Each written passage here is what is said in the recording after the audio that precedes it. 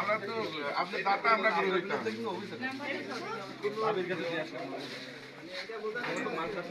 Hello যাবেন না?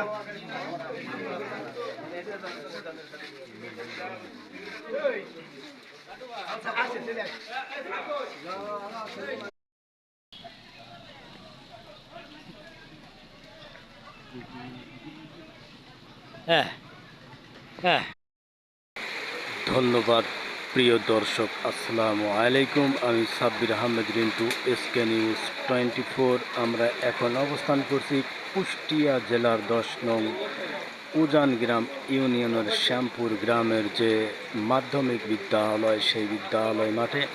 আপনারা জানেন বাংলাদেশ জাতীয়তাবাদী দল বিএনপির পক্ষ থেকে কুষ্টিয়া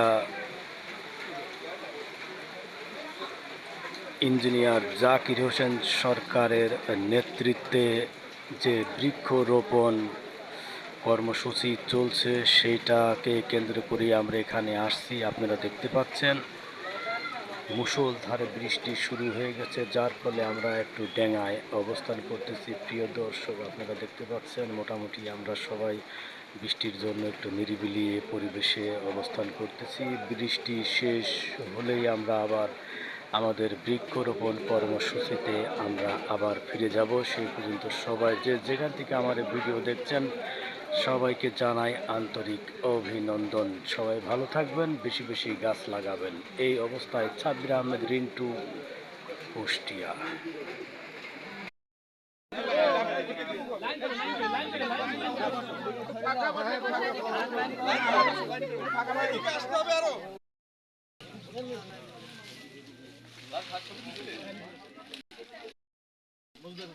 মুজ ভাই আসেন, এই মুজ ভাই আসেন।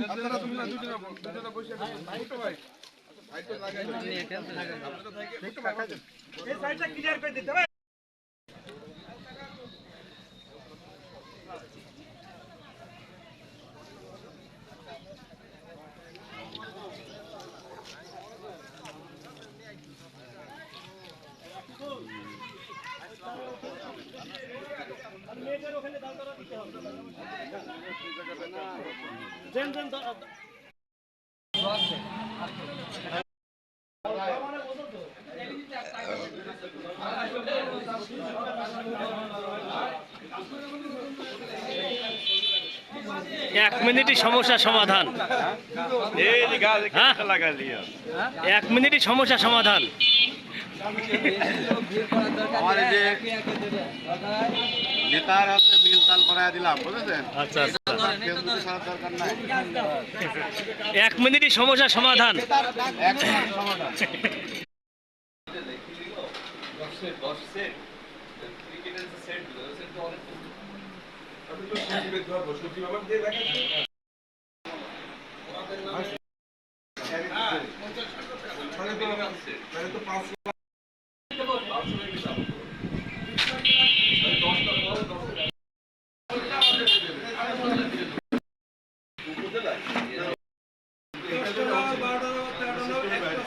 জেলা পরিষদ যেটা করতে সেটা টাকা নাকি প্রচুর লাগে। আমি মদনপুর মসজিদ হচ্ছে মসজিদ থেকে আপনাদের মসজিদ কে যেন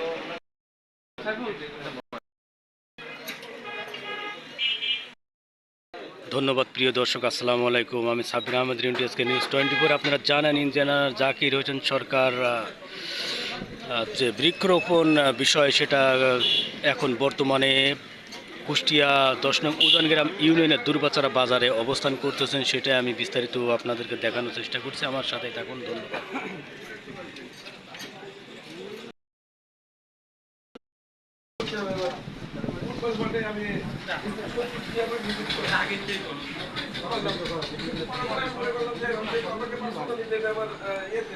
আমি বললাম যে ভাই আমি তো খালি হরিপুরে দিয়ে না, আমার তো 13টাই বিয়ান আছে, আমি তো উপজেলা সভাপতি, আমার তো প্রতিটা জায়গায় দিতে হবে, তো সব জায়গায় এটা আজকে খালি হরিপুরেরটা দিয়ে দাও, পরে সব তারপর ওই চাকরি কাজে 10টা ফুটবল দেওয়ার পরে